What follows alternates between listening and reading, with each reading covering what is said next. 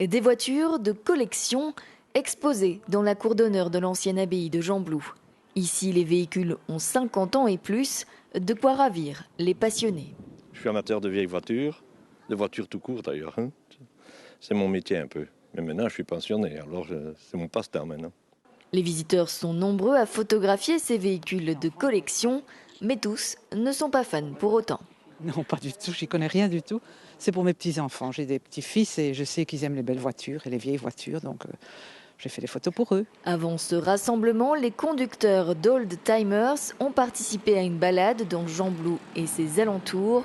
L'événement a été organisé par l'Office du tourisme, les Vieux Volants Namurois et la Fédération belge des véhicules anciens. L'objectif, permettre la rencontre entre différents clubs.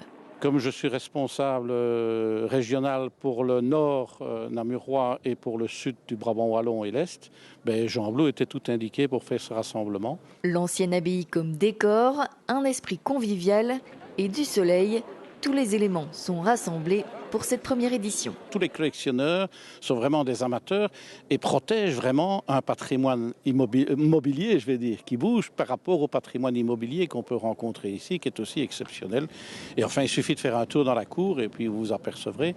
Et puis il y a aussi un esprit très particulier qui règne parce qu'il y a des gens de toutes les générations, il y a des gens de toutes les professions, il y a beaucoup de retraités aussi.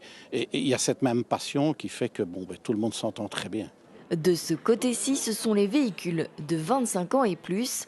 Parmi eux, celui d'André, un modèle très rare puisqu'on n'en trouve qu'un seul en Belgique. En fait, c'est une Renault qui a été construite uniquement pour le marché espagnol. Il y a eu deux versions, la Renault Seat, c'est-à-dire que c'était la première version jusqu'au changement de millésime dans les années 80. Après, c'est appelé la Renault 7. Ces passionnés sont également réunis pour une bonne cause, les bénéfices de l'organisation, mais aussi ceux du bar tenu par le Rotary Gembloux seront reversés à la deuxième base. Nous voulions que les bénéfices aillent à une association ici à Gembloux. Et nous avons choisi seconde base. En plus, il faut quand même savoir que hier, c'était la journée mondiale de l'autisme en plus.